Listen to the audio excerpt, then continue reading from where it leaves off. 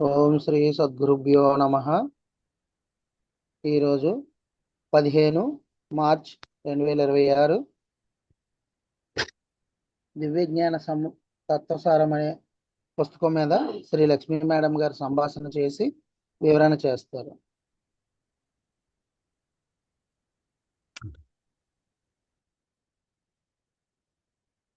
అధ్యాయం 4 నుంచి మనం చదవాలి. అక్కడి వరకు వచ్చాం. దివ్య జ్ఞానానికి దివ్య జ్ఞాన సమాజానికి బాంధవ్యం అన్న హెడ్డింగ్ ఇది. The relations of the theosophical society to the theosophy.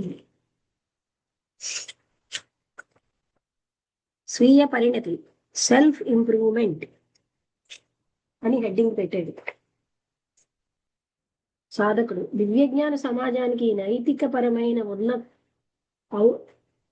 ఔన్నత్యాన్ని ఒక ప్రధాన సూత్రంగా విధించారా? దివ్యజ్ఞాని నిస్సందేహంగా నిజమైన దివ్యజ్ఞాని కావాలని కోరుకునే వ్యక్తి అదే విధంగా జీవించాలి. అంటే ఒక చిన్నవైతే కొన్ని ఆన్సర్లు అయ్యాక మనం చెప్పుకున్నాం. సాధకుడు ఇదే నిజమైతే నేను ఇంతకు ముందు ప్రస్తావించినట్టుగా కొంతమంది సభ్యుల ప్రవర్తన ఈ ప్రాథమిక నియమానికి విరుద్ధంగా ఉందేమో. దివ్యజ్ఞానికి నిజమే, దీనికి మరల ఏమీ చేయలేదు. కొంతమంది క్రిస్టియన్లని చెప్పుకుంటూ దుష్టులుగా ప్రవర్తించడమే దీనికి కారణం. దీనిని మా విధి విధానాల్లో నియమావళిలో లోపంగా భావించలేము. వాటిలో ఏ దోషం లేదు. ఇక పైన చెప్పుకున్నది మానవ ప్రకృతిలో ఉన్న సహజ లక్షణం.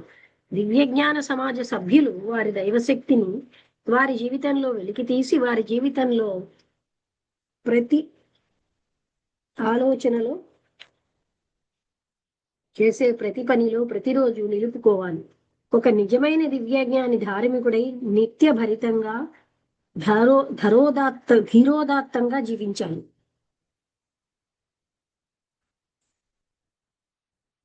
చెప్తారా మీరు? రమణ గారు మొదటి ప్రశ్న ఏంటి? వసంత గారు మీరు కూడా ఉన్నంతసేపు చెప్పండి. మొదటి ప్రశ్న ఏంటంటే, దివ్యజ్ఞాన సమాజం వాళ్ళకి నైతికంగా నిజమైన ఔన్నత్యాన్ని సమాజానికి నైతిక జీవనం అన్నది ప్రధాన సూత్రంగా విధించారా? అవును అన్నారు. అయితే కొంతమంది ఉన్నారు అలా లేరు కదా అంటే లేరు, కానీ అది దానికి వాళ్ళ ప్రవర్తనకి వీరికి సంబంధం లేదు. అంటే నియమావళిని అయితే పెట్టారు, వాళ్ళు ఉల్లంఘించడం అన్నది వాళ్ళు చేస్తున్న పని. అది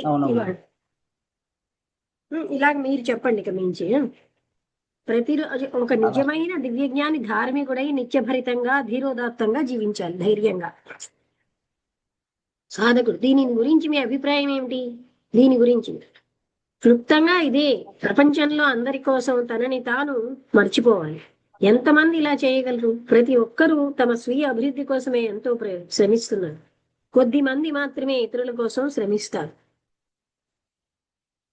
ద థియోసఫిస్ట్ పత్రికలో అంటే ఒక సూక్తి ఉంది: మానవులు సుదీర్ఘకాలంగా మోసపోతున్నారు, మాయల్లో చిక్కారు, భ్రాంతుల్లో మునిగారు. వారి విగ్రహాలను ధ్వంసం చేయాలి, వక్రబుద్ధులను మానుకోవాలి, తమ పనిని చేసుకోవడం ప్రారంభించాలి. ఒక చిన్న పదమే చాలా చెబుతుంది. నిజానికి అదే చాలా ఎక్కువ. కేవలం తన కోసమే పని చేసేవాడు అసలు పని చేయకపోవడమే మంచిది. అతడిని ఇతరుల కోసం, అందరి కోసం పని చేయనివ్వండి. అతడు పుష్ప పరిమళం వలన అతడి సొంత తోటలో ఒక కలువ మొక్క మాయమవుతుంది. ఆ దేవతల ఉద్యానవనం మానవత్వం నిండిన గులాబీలా వికసించి పరిమళిస్తుంది. బైబిల్లోనూ ఇతర మతాల్లోనూ ఇది స్పష్టంగా సూచించబడింది. దీనిని మొదట రూపకల్పన చేసిన వారు దీనిని తప్పుగా అర్థం చేసుకున్నారు, చివరికి సార్థకత పొందారు. దీనికి ఒక కొత్త ఆవిష్కరణ అవసరం లేదు. ఒక్కొక్కరు తనను తానే ఆవిష్కరించుకోవాలి. మానవుడిలోని శాశ్వత అమరమైన ఆత్మ దేహం అనే దేవాలయంలో సంపూర్ణంగా నిండి ప్రకాశించాలి. డబ్బు మార్పిడి చేస్తూ డబ్బు కోసం ప్రాకులాడే వ్యక్తులను, ప్రతి అపవిత్ర వస్తువును శుచిగా లేని ప్రతిదానిని దేవాలయం నుండి తొలగించాలి. అతడి స్వీయ దివ్య మానవత్వం అతడికి విముక్తి ప్రసాదిస్తుంది. అతడు తనలో ఆత్మానుభూతి పొందితే ఈ ఆలయ నిర్మాత ఎవరో తెలుసుకుంటారు. సాధకుడు ఇప్పుడు ఈ ఒక్క ప్రశ్న పెద్దది గనక దీనికి చెప్పండి, రెండు చిన్న చిన్నవి గనక ఇందాకలైతే ఏంటని ప్రశ్న ఏంటి? దీని గురించి అంటే ఏంటి? కొంతమంది నైతిక విలువలే చాలా ముఖ్యం అని చెప్పారు కదా దివ్య జ్ఞానం, కానీ కొంతమంది అలా జీవించట్లేదు అని. అంటే ఒక దివ్య జ్ఞానం ఎప్పుడు ధార్మికుడుగా, సత్యభరితంగా, ధీరోదాత్తుడుగా ఉండాలి అన్నారు. దీని గురించి మీ అభిప్రాయం అంటే ఇలా చెప్తున్నారు. అర్థమైందా? అవునమ్మా, ప్రతి ఒక్కరు మోసపోకుండా, మాయల్లో గట్ట చిక్కుకోకుండా, భ్రాంతుల్లో అలా జీవించకుండా మోసపోకుండా కాదు, తన కోసం తను జీవించకుండా ఇతరుల కోసం జీవించడం అన్నది ఇక్కడ ముఖ్యమైన పాయింట్. ఓకే అమ్మా, ఓకే. తన కోసం తను జీవించకుండా తన కోసం తను జీవించాలి, ఇతరుల కోసం కాకుండా అనేది అది మీరు చెప్పారు. దివ్య జ్ఞానం అలా చెప్పట్లేదు, తన కోసం తను జీవించాలని చెప్పట్లేదు. కాదమ్మా, అదే నాకు అండర్స్టాండ్ అవ్వలేదు సరిగ్గా. అది ప్రపంచంలో అందరి కోసం తనని తాను మర్చిపోవాలి. ఓకే, మనము ఇలా ప్రాపంచిక లౌక్యం మాటలు ఇక్కడ లేదు. తనకు మాలిన ధర్మం అంటారే, అదే తనకు మాలిన ధర్మమే దివ్య జ్ఞానం. తను అన్నవాడు ఉన్నాడా? లోపలికి వెళ్తే పరమ గురువులు మన కోసం చూసుకుంటారు, దైవం మన కోసం చూసుకుంటారు, మన కోసం మనం చూసుకోక్కర్లేదు. ఆ మాటలో అజ్ఞానం ఉంది. అవునమ్మా, అవునమ్మా, అర్థమైందమ్మా నాకు. ప్రపంచంలో అందరి కోసం తనను తాను మర్చిపోవాలి. ఎంతమంది ఇలా చేయగలరు? ప్రతి ఒక్కరూ తమ స్వీయ అభివృద్ధి కోసమే ఎంతో శ్రమిస్తున్నారు. కొద్ది మంది మాత్రమే ఇతరుల కోసం శ్రమిస్తారు. థియాసఫిస్ట్ పత్రికలో ఇంకా చెప్తారా, మానవులు సుదీర్ఘంగా మోసపోతున్నారు, మాయల్లో చిక్కారు, భ్రాంతుల్లో మునిగారు. మోసం ఎవరి వల్ల? ఇంకోరి వల్ల కాదు, మాయ వల్ల, భ్రాంతి వల్ల. వాళ్ళు వాళ్ళ విగ్రహాలను ధ్వంసం చేయాలి, వక్ర బుద్ధులను మానుకోవాలి. జాగ్రత్తగా వినండి, మించి అని చెప్పాలి గనక తమ పనిని చేసుకోవడం ప్రారంభించాలి. ఒక చిన్న పదమే చాలా చెబుతుంది, నిజానికి అదే చాలా ఎక్కువ. కేవలం తన కోసమే పని చేసేవాడు అసలు పని చేయకపోవడమే మంచిది. చూసారా? ఇతరుల కోసం, అందరి కోసం పని చేయనివ్వండి. అతడు పొరుగువారి తోటలో నాటిన ప్రేమ గుణమనే మొక్క దాన గుణం నిండిన పుష్ప పరిమళం వలన అతడి స్వంత తోటలో ఒక కలువ మొక్క మాయమవుతుంది. ఆ దేవతల ఉపన్యాసం మానవత్వం నిండిన ఆ దేవతల ఉద్యానవన వనం మానవత్వం నిండిన గులాబీలా వికసించి పరిమళిస్తుంది. బైబిల్లోనూ ఇతర మతాల్లోనూ ఇది స్పష్టంగా సూచించబడింది. చెప్తున్నాం కదా, పరోపకారం కోసం అన్ని మతాలు చెప్తున్నాయి. అవునమ్మా. దీనిని మొదట రూపకల్పన చేసిన వారు దీనిని తప్పుగా అర్థం చేసుకున్నారు, చివరికి సార్థకత పొందారు. దీనికి ఒక కొత్త ఆవిష్కరణ అవసరం లేదు, ఒక్కొక్కరు తనకు తానే ఆవిష్కరించుకోవాలి. మానవుడిలోని శాశ్వత అమరమైన ఆత్మదేహం అనే దేవాలయంలో సంపూర్ణంగా నిండి ప్రకాశించాలి. డబ్బు మార్పిడి చేస్తూ డబ్బు కోసం ప్రాకులాడే వ్యక్తులను, ప్రతి అపవిత్ర వస్తువును, శుచిగా లేని ప్రతి దానిని దేవాలయం నుండి తొలగించాలి. అతడి స్వీయ దివ్యమానవత్వం అతడికి విముక్తి ప్రసాదిస్తుంది. అంటే ఇలా జీవించిన వాడే లిబరేట్ అవుతాడు. అతడు తనలో ఆత్మానుభూతి పొందితే ఈ ఆలయ నిర్మాత ఎవరో తెలుసుకుంటాడు. అర్థమైందా ఇప్పుడు?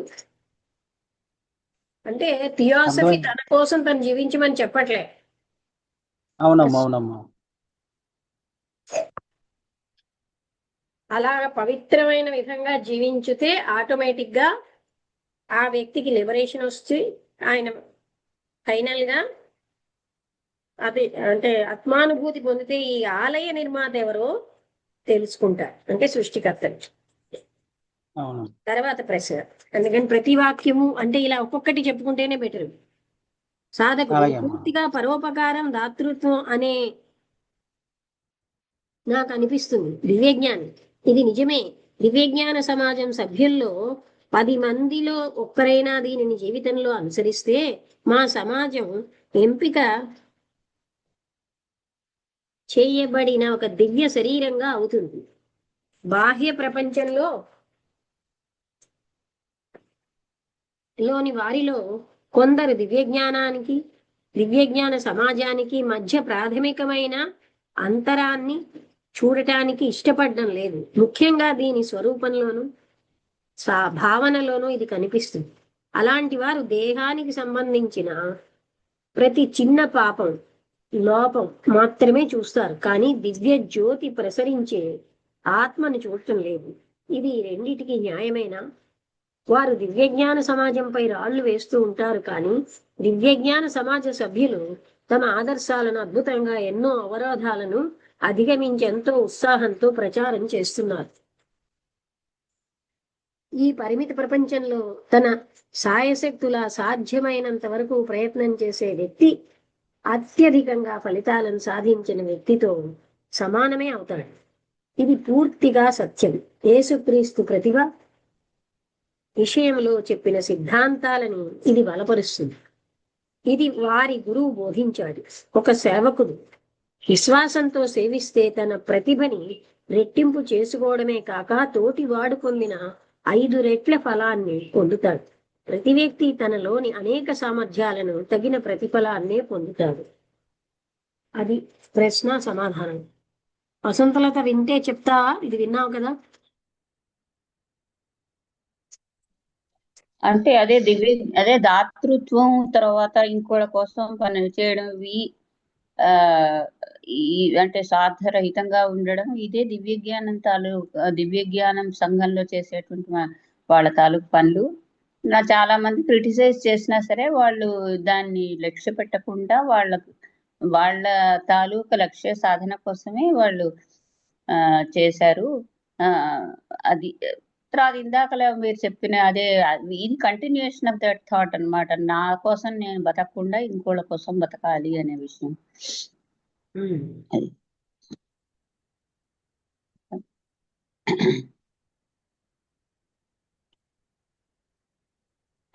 అది ఇంకేమైనా ఆ తర్వాత అది ఏంటది అంటే చాలా మంది ఇది క్రిటిసైజ్ చేశారు వీళ్ళని, కానీ వీళ్ళు మాత్రం అంటే విశ్వాసం ఉన్న సేవకుడు అదే చెప్తున్నారు కదా, అలాగనమాట. 10 రెట్లు వాళ్ళకి డెఫినెట్ గా ఏంటంటే ప్రతిఫలం వస్తుంది. వాళ్ళు విశ్వాసంగా పని చేసినప్పుడు డెఫినెట్ గా వాళ్ళ తాలూకు లక్ష్యానికి క్రిటిసైజ్ చేశారు అనే దానికంటే అది ఉందా ఎక్కువ ఇందులో? ఏమిటి అంటే రాళ్ళు వేయడం అనే వర్డ్ ఉంది కదా, దాన్ని అంటే ఈ రెండింటికి న్యాయమైన దివ్యజ్ఞానము, దివ్యజ్ఞాన సమాజము, ఈ రెండింటిపై దివ్యజ్ఞాన సమాజంపై అంటే దివ్యజ్ఞాన సమాజ సభ్యులు తమ ఆదర్శాలను అద్భుతంగా ఎన్నో అవరోధాలను అధిగమించి ఎంతో ఉత్సాహంతో ప్రచారం చేస్తున్నారు. అంటే దేన్ని ప్రచారం చేస్తున్నారు?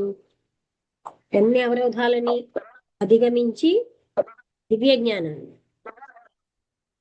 ఈ పరిమిత ప్రపంచంలో తన సాయశక్తులా సాధ్యమైనంత వరకు ప్రయత్నం చేసే వ్యక్తి అత్యధికంగా, అంటే ఎలా అయితే బాగా విశ్వాసపూరితమైనటువంటి ఒక సర్వెంట్ ఉంటే ఆయన ఎంతో ఎక్కువ ఫలితాలు సాధిస్తాడు. ఎందుకంటే ఆయన విశ్వాసాన్ని బట్టి అతనికి ఫలితం ఎక్కువ వస్తుంది. అదే విధంగా ఇక్కడ కూడా అలాగే యేసుక్రీస్తు విషయంలో చెప్పిన సిద్ధాంతాలను యేసుక్రీస్తు కూడా ఇలా చెప్పాడు. ఇది వారి గురువు బోధించాడు. ఒక సేవకుడు విశ్వాసంతో సేవిస్తే తన ప్రతిభ రెట్టింపు చేసుకోవడమే కాకుండా తోటివాడు పొందిన 5 రెట్ల ఫలాన్ని పొందుతాడు. అంటే ఇక్కడ చాలా మందికి తెలియదు ఏంటంటే ఏదేదో సాధనలు చేస్తేనే ఉన్నతంగా వెళ్తాము, కానీ ఆ పరోపకారం చేసిన వాళ్ళే చాలా ఉన్నత స్థాయికి వెళ్తూ వస్తున్నారని పరమ గురువులు కూడా అదే చెప్పారు. మనం ఎన్ని పూజలు చేసాం, మన కోసం మనం ప్రయత్నించామన్నది అక్కడ లెక్క లేదు. నేను అన్నది పరోపకారం కోసమే చెప్తాను. అదే దీని తర్వాత వాయిస్ ఆఫ్ ది సైలెన్స్ ఎంత అర్థం అంటే అంత చెప్తాను. అది కూడా చాలా ముఖ్యమైన పుస్తకం, మౌనవాణి అని. అది రాసింది. Free to theosophy, voice of the silence చాలా సింబాలిక్ గా ఉంటాయి. తర్వాత ప్రశ్న, ఈ సందర్భంలో భావాతీతంగా అత్యంత సాకారంగా ఉన్న వాటి మధ్య ఒక స్పష్టమైన రేఖను గీయడం కష్టం. సాకారంగా ఉన్న వాటి మీదనే మనం ఒక నిర్ణయానికి రాగలం అని సాధకుడు అన్నాడు. దివ్యజ్ఞాని ఇటువంటి సందర్భంలో దివ్యజ్ఞాన సమాజానికి మాత్రమే ఎందుకు మినహాయింపు ఇవ్వాలి? న్యాయం కూడా దానంలాగే ఇంటి నుంచే ప్రారంభం కావాలి. మీ సామాజిక, రాజకీయ మరియు మతపరమైన చట్టాలు ఇప్పటి వరకు ఆ పర్వత ఉపదేశంలోని ఆత్మను కాకుండా ఆ ఉపదేశాన్ని కూడా పాటించడంలో విఫలమయ్యాయని revile and scoff at the sermon on the mount, అంటే అది క్రిస్టియన్, చెప్పి మీరు దానిని కించపరచుతారా? అలాగే మీరు తీర్పు చెబితే మీ మీద కూడా మరొకరు మరో విధంగా తీర్పు చెబుతారని గుర్తుపెట్టుకోండి. దివ్యజ్ఞానానికి దివ్యజ్ఞాన సమాజానికి మధ్య తేడా లేదని మీరు ఒప్పుకుంటే అప్పుడు క్రైస్తవ మత పద్ధతి పైన, దాని మౌలిక తత్వం పైన మరింత తీవ్రంగా నిందలు వచ్చేలా చేస్తారు. దివ్యజ్ఞానము, దివ్యజ్ఞాన సమాజము, ఇది తేడా. అది టాపిక్ పేరు కూడా. కొంచెం ఇది జాగ్రత్తగా వింటే గాని అర్థం కాదు. భావాతీతంగా అత్యంత సాకారంగా ఉన్న వాటి మధ్య ఒక స్పష్టమైన రేఖను గీయడం కష్టం. ఆ సాకారంగా ఉన్న వాటి మీదనే మనం ఒక నిర్ణయానికి రాగలం అని ఎవరు అడిగారు? సాధకుడు.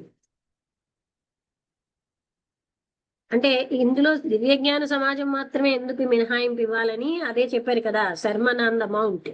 అది పాటించడంలో విఫలం అయ్యాము అంటే దాన్ని కించపరచడం కాదు కదా. అంటే పాటించడంలో మనుషులు విఫలం అవ్వచ్చు కొన్ని చోట్ల. దివ్యజ్ఞానానికి దివ్యజ్ఞాన సమాజానికి మధ్య తేడా లేదని మీరు ఒప్పుకుంటే అప్పుడు క్రైస్తవ మత పద్ధతి పైన, దాని మౌలిక తత్వం పైన మరింత తీవ్రంగా, అంటే రెండు వేరు, దివ్యజ్ఞానము దివ్యజ్ఞాన సమాజము అని, అంటే డిఫరెన్స్, దాని మధ్యన ఉన్న సంబంధాన్ని చెప్తున్నారు. దివ్యజ్ఞాన సమాజానికి బాంధవ్యం, అది అర్థమైందా? అంటే ఇక్కడ ముఖ్యంగా ఏంటంటే ఎవరో కొందరు ఆచరించట్లేదని చెప్పి మొత్తం దాన్ని మనం విమర్శించలేము అంటూ ఆయన సర్మన్ ఆఫ్ మౌంట్ కోసం చెప్పారు. అక్కడ వాళ్ళు ఎంతో మంది విఫలం అయిపోతున్నంత మాత్రంలో దాన్ని రాంగని విమర్శించలేము అని ఎగ్జాంపుల్ చెప్పారు. సాధకుడు ఎందుకు మరింత తీవ్రంగా అంటే సాధకుడు అడిగేది, దివ్యజ్ఞాన సమాజ ఉద్యమ నాయకులు తమ లోపాలను పూర్తిగా గుర్తించి సామాజిక దురాచారాలను తొలగించడానికి ప్రయత్నిస్తున్నారు. వారి నియమాలు మరియు నియమావళి కూడా అదే రీతిలో దివ్యజ్ఞాన తత్వంతో రూపొందించబడ్డాయి. దివ్యజ్ఞాన తత్వసారాన్ని, దాని ఆత్మను అనుసరించడానికి బదులుగా తమను పూర్తిగా విరుద్ధంగా ప్రవర్తించారు. మా సభ్యులు అతి చెడ్డవారైనా సరే సగటు క్రైస్తవుల కన్నా చెడ్డవారు కాదు. అంతేకాక పాశ్చాత్య దివ్యజ్ఞాన సభ్యులకి నిజమైన దివ్యజ్ఞాన జీవితం గడపడం ఎంతో కష్టంగా అనిపించడానికి ఒకటే కారణం, వారు తమ తరానికి పిల్లలుగా ఉండడమే కారణం. వారందరూ క్రైస్తవులుగా పుట్టి చర్చిలోని తార్కిక వక్రీకరణలు, వారి సామాజిక ఆచారాలు మరియు విడ్డూరమైన చట్టాల మధ్య పెరిగి పెద్దవారయ్యారు. వారు దివ్యజ్ఞానులు కాకముందు, లేదా స్పష్టంగా చెప్పాలంటే దివ్యజ్ఞాన సమాజంలో సభ్యులుగా చేరకముందు అలాంటి పరిస్థితుల్లోనే ఉన్నారు. ఎందుకంటే సారాంశ రూపంలో ఉన్న దివ్యజ్ఞానం, దాని మానవ రూపం అయిన దివ్యజ్ఞాన సమాజం మధ్య చాలా ప్రాముఖ్యమైన తేడా ఉంటుంది. దీనిని మళ్ళీ మళ్ళీ చెప్పడంలో తప్పేమీ లేదు. అర్థమవుతుందా ఇది?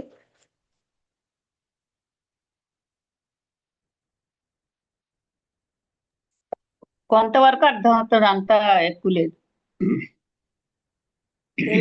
చెప్పు.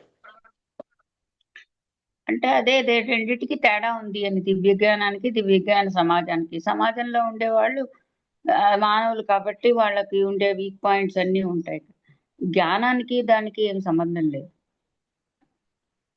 క్రైస్తవ మతం గురించి ఏమిటో చెప్తున్నారు మళ్ళీ మధ్య మధ్యలో. అంటే ఇక్కడ ఐడియాస్ వాళ్ళలో ఏం చేస్తూ ఉంటారంటే సామాజిక దురాచారాలు ఇవన్నీ తొలగించడానికి ప్రయత్నిస్తూ ఉంటారు. వాళ్ళ లోపాలను సరిచేసుకుని అంటూ క్రైస్తవ మతం కోసం అంటే ఏం చెప్పారంటే అవి పాశ్చాత్యులకి కష్టం అవుతుంది. ఎందుకంటే వాళ్ళు మొదటి నుంచి అలాంటి కొన్ని ఏమంటారు సిద్ధాంతాలు, ఆ నమ్మకాలు వాటిలోంచి వచ్చారు కనుక దివ్య జ్ఞానాన్ని అంటే వాళ్ళు అవగాహన చేసుకోవడానికి కొంచెం కష్టం అవుతుంది. వాళ్ళకేది మిగతా మతాలకి వాళ్ళకి ఉంటుంది, అందరికీ ఉంటుంది. అంటే వాళ్ళది ఎక్కువగా ఉందేమో అప్పట్లో, మనకు తెలియదు కదా. అమూర్తం సాకారం, ద అబ్స్ట్రాక్ట్ అండ్ కాంక్రీట్. సాధకుడు ఆ రెండింటి మధ్య ఉన్న ఈ తేడా గురించి వివరిస్తారా? దివ్య జ్ఞాన సమాజం అనేది విభిన్నమైన వ్యక్తుల సమూహం, పురుషులు మరియు స్త్రీలతో కూడిన గొప్ప సమితి. దివ్య జ్ఞానాన్ని సారాంశంగా చెప్పాలంటే అది దివ్యమైన జ్ఞానం, లేక సమగ్రంగా చెప్పాలంటే విశ్వమంతా వ్యాపించిన జ్ఞానం. విజ్ఞానం సమాహారం ఈ విశ్వాన్ని ఆధారంగా ఉంచిన మౌలిక ధర్మం. ఇది శాశ్వత సత్యం, ప్రేమ మరియు జ్ఞానంతో ఏకత్వాన్ని సూచిస్తుంది. ప్రేమ మరియు జ్ఞానంలో ఏకత్వాన్ని సూచిస్తుంది. దీని సారాంశం ఆ దివ్య జ్ఞాన సముదాయం. ధర్మం ప్రకృతి ద్వారా మానవుడికి భూమిపైన అందించినంత వరకే పరిమితం. కొంతమంది సభ్యులు దీనిని తమ జీవితాల్లో అన్వయించడానికి, దాన్ని ప్రత్యక్షంగా అనుభవించడానికి ప్రయత్నిస్తారు. మరికొందరు తెలుసుకోవాలనుకుంటారు కానీ ఆచరించడానికి సుముఖత చూపరు. ఇంకా కొందరు కేవలం ఆసక్తితో లేదా స్నేహితుల వలన దివ్యజ్ఞాన సమాజంలో చేరారు.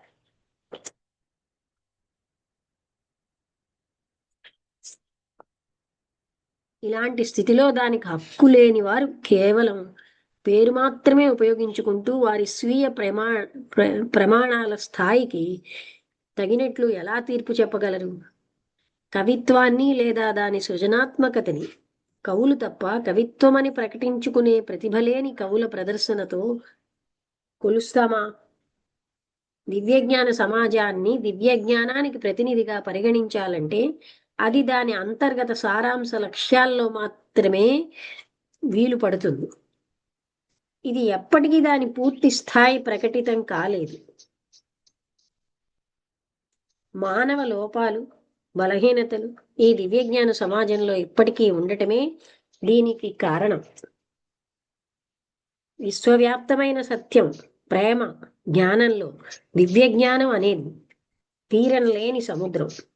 అది భూమిపైకి తన కాంతిని ప్రతిబింబిస్తుంది. దివ్యజ్ఞాన సమాజం ఆ ప్రతిబింబంలో కనిపించే ఒక బుడగ మాత్రమే. దివ్యజ్ఞానం అనేది దివ్యజ్ఞానం అనేది గోచరంగా అగోచరంగా ఉండే దివ్య ప్రకృతి. దివ్యజ్ఞాన సమాజ మానవ ప్రకృతి తన జనక స్థానమైన దివ్యత్వాన్ని చేరుకోవడానికి ప్రయత్నిస్తున్నది. చివరిగా దివ్యజ్ఞానం స్థిరమైన సార్వకాలికమైన సూర్యతేజం. దివ్యజ్ఞాన సమాజం శూన్యంలో తిరుగుతూ ఒక నక్షత్రంగా మారాలని ప్రయత్నించే ఒక తోకచుక్క. సత్యం అనే సూర్యుడి చుట్టూ కక్షలో తిరుగుతున్నది. మానవాళికి దివ్యజ్ఞానం అన్నది ఒకటని చెప్పి వారు ఊర్ధ్వగతిలో సాగుతూ శాశ్వత సత్యాలను అభ్యుదయం చేస్తూ సమీకరిస్తూ ముందుకు సాగడానికి దివ్యజ్ఞాన సమాజ సభ్యులు సహకరిస్తున్నారు. అంటే ఇంకా దానికోసం ఆయన ఏమన్నారు అంటే ప్రశ్న, ఈ రెండింటి మధ్య ఉన్న తేడా గురించి, అంటే దివ్యజ్ఞానము అబ్స్ట్రాక్ట్ అండ్ కాంక్రీట్ అని ఇచ్చారు, అమూర్తం సాకారం. అంటే కొంతమంది ఏమో అన్వయిస్తూ ఉంటారు జీవితంలో, కొంతమంది ఏమిటంటే కేవలంగా తెలుసుకుంటారు, కొంతమంది ఎవరో ఫ్రెండ్స్ చేరారని వాళ్ళు చేరుతారు. అలాంటి వాళ్ళు పూర్తిగా తెలుసుకోలేరు కదా అని పేరు మాత్రమే ఉపయోగించుకుంటూ ఉంటారు వాళ్ళు. కవికి తెలిసినట్టు కవిత్వం ఆ మిగతా వాళ్ళకి ఆ ప్రతిభ లేని వాళ్ళు అది పోల్చుకోలేరు అని ఎగ్జాంపుల్ చెప్పారు. అర్థమవుతుందా? దివ్య జ్ఞానం ఒక ప్రకాశం అయితే అందులో కనిపించే ఒక బుడగే దివ్య జ్ఞాన సమాజం.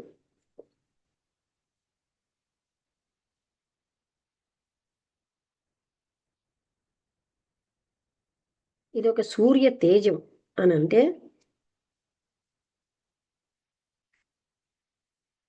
సత్యం అనే సూర్యుడి చుట్టూ కక్షలో తిరుగుతోంది. అంటే మానవుడు ఊర్ధ్వగతిలో ప్రయాణిస్తూ శాశ్వత సత్యాలను అధ్యయనం చేస్తూ ముందుకు సాగడానికి దివ్యజ్ఞాన సమాజ సభ్యులు సహకరిస్తున్నారు అన్నారు. తర్వాత సాధకుడు, మీకు స్వీయ సిద్ధాంతాలు ఏవీ లేవని నాకు అనిపిస్తోంది. దివ్యజ్ఞాని, నిజమే, మాకు లేవు. దివ్యజ్ఞాన సమాజానికి ఆధారమైనది కానీ బోధించడానికి కానీ స్వీయ విజ్ఞానం ఏదీ లేదు. ఇది కేవలం మహాద్రష్టలు, తారాదీక్ష స్వీకర్తలు, ప్రవక్తలు వారు బోధించే మహాద్భుతమైన సార్వకాలికమైన సర్వ విధాలైన సత్యాలను పొందుపరిచిన ఒక భద్రపేటిక. ఈ మహానుభావులందరూ చారిత్రక పురుషులు, చరిత్రక పూర్వం ఉన్న మహనీయులు. వీలైనంత ఎక్కువగా అటువంటి జ్ఞానం ఇందులో నిక్షిప్తం చేశారు. దీని దృష్ట్యా సమస్త మానవాళి కొనియాడే మహాద్భుత గురువులు ప్రబోధాలని ప్రపంచానికి ప్రవహింపచేసి ఆరాధించే వారికే ఈ దివ్యజ్ఞాన సమాజం. ఇది చిన్నదే, అర్థమైందా? ఇది ఏంటి ప్రశ్న, ఏంటి జ్ఞాపకం ఉందా? స్వీయ సిద్ధాంత ఇది అర్థమైంది. చెప్పు. ఏంటి దానికి స్పెషల్ గా దానికంటూ ఇప్పుడు ఒక రకరకాల మతాలకి వాళ్ళ తాలూకా సిద్ధాంతాలు విషయాలు ఇలా ఉన్నట్టుగా దివ్య జ్ఞానానికి ఏమీ లేవు. అది అందరి తాలూకా దాంట్లో ఉండేటువంటి పెద్ద పెద్ద ప్రవక్తలు వీళ్ళు మొత్తం ప్రపంచంలో ఉన్నట్టుగా వాళ్ళు చెప్పినవన్నీ పొందుపరిచి ఒక జ్ఞానంగా తయారు చేశారు. వాళ్ళ యొక్క ప్రబోధాలని ప్రపంచానికి ప్రవహింపచేసి అందించే వారికే ఈ దివ్య జ్ఞాన సమాజం. అంటే వాళ్ళు తెలుసుకుని ప్రపంచానికి అందిస్తూ ఉంటారు. సాధకుడు, ఇటువంటి మహాద్భుతమైన సత్యాలు మీ దివ్య జ్ఞాన సమాజం వెలుపల లభించడం లేదా? ప్రతి చర్చి ఇదే కదా చెబుతున్నది. దివ్య జ్ఞానం ఎంత మాత్రం కాదు. ఎవరు సందేహించని గొప్ప తారాదీక్ష స్వీకర్తలు భగవంతుడి పుత్రుల అభిప్రాయం ప్రకారం అటువంటి విజ్ఞానం ఎక్కడో ఒంటరిగా సంచరించే మహానుభావుల వద్ద ఉన్నది. అది కూడా ముందుగా గురుముఖత ఈ జ్ఞానాన్ని పొందని వారి వద్ద కాదు. అటువంటి గురువుల శిష్యులు, అనుచరులు పొందని వారు స్వయంగా గురువులైన తర్వాత ఆ బోధనల్లోని విశాలత్వాన్ని తమ స్వీయ మత సిద్ధాంతాల పరిమిత స్థాయిలో వక్ర భాష్యాలకు పరిమితం చేశారు. ఒక ఎంపిక చేసిన గురువు యొక్క ఆజ్ఞలను మాత్రమే అంగీకరించి అనుసరించారు. మిగిలిన వాటిని విస్మరించారు లేదా తిరస్కరించారు. ఉదాహరణకు పర్వతంపై ఇచ్చిన సందేశం సర్మన్ ఆన్ ద మౌంట్ సందర్భంలో ఇలాగే కనిపించింది. ప్రతి మతం ఈ విధంగా ఒక దివ్య సత్యంలోని చిన్న భాగమే కానీ అది మానవ ఊహా ప్రపంచాన్ని కేంద్రీకరించి ఆ సత్యానికి ప్రతినిధిగా దానినే ప్రత్యామ్నాయంగా నిలబెట్టాలనే ప్రయత్నం చేస్తుంది. అంటే అర్థమైందా? ఇది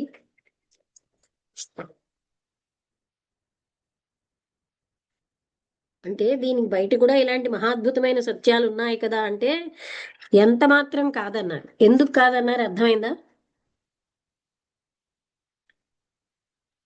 అంటే ప్రతి మతము ఆ మతాన్ని ఎక్కువగా ఇచ్చేసుకోవడానికే ప్రయత్నిస్తోంది వక్ర భాష్యాలు ఇచ్చి అని అర్థం. అవునమ్మా, అదే ఏ మతం అయితే ఉందో ఆ మతాన్ని అదే డెవలప్ చేసుకోవడానికి చూస్తుంది. కానీ ఇదైతే అన్ని మతాలకి అతీతముగా ఉండి అంటే ఉన్న సత్యాన్ని తెలియజేసే విధంగా వాళ్ళు ఉంటుంది వక్ర అనే విషయం భాష్యం ఇచ్చుకుని అదే మతం గ్రేట్ అని అలాగే అలా చెప్తున్నారు. అవునమ్మా, అర్థమైందా? సాధకుడు. కానీ మీరు చెబుతున్నట్లుగా దివ్య జ్ఞానం ఒక మతం కాదా? ఇది ప్రశ్న. అంటే ఖచ్చితంగా కాదు. ఎందుకంటే ఇది ప్రతి మతానికి మౌలిక సారం, పరిపూర్ణ సత్యం. దాని చిన్న స్వరూపమే ప్రతి మత విశ్వాసంలో కనిపిస్తుంది. ఒక ఉపమాన రూపంలో చెప్పుకోవాలంటే భూమిపై దివ్య జ్ఞానం అనేది వర్ణమాలలో ఉన్న తెలుపు కాంతి రేఖ వంటిది, అంటే స్పెక్ట్రమ్. అది ఉపమానం చెప్తున్నారు.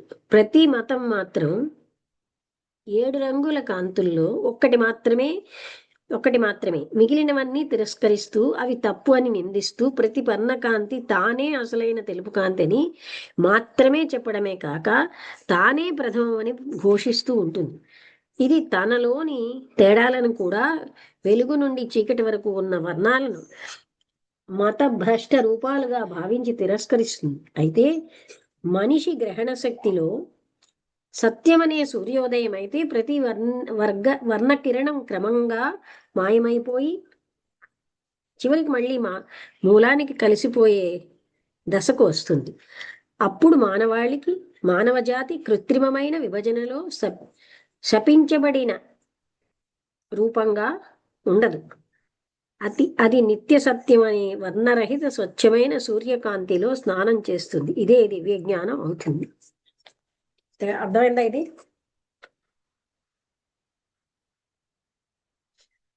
అమ్మ దాన్ని ఒక్కసారి వివరించండి అమ్మా.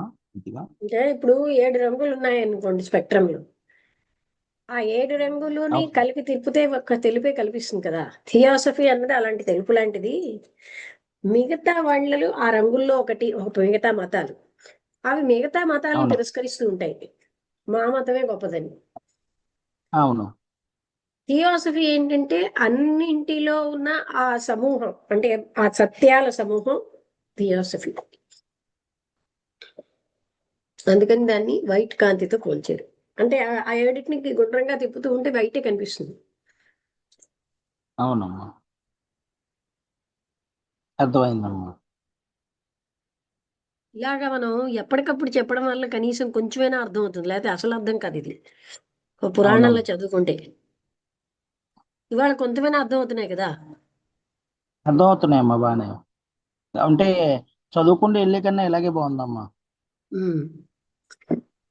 ఇంకా ఇది ఎంతో ఆపేద్దాం, ఎందుకంటే 1 minute 33 seconds ఉంది, అయిపోతుంది ఎలాగా. ఈ చాప్టర్ ఇంకా కొంచెం ఉంది.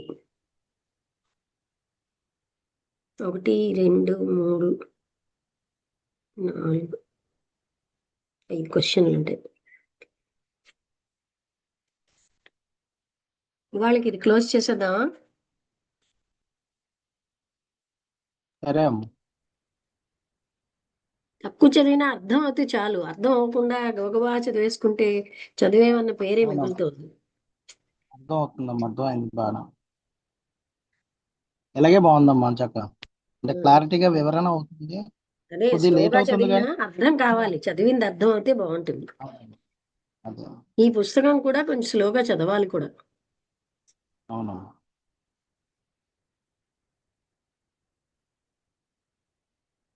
ఇంకా 1 minute ఉందన్నారు, అందులో క్లోజ్ అయిపోతుంది. అప్పుడు ఎలాగా క్లోజ్ చేసేద్దాం.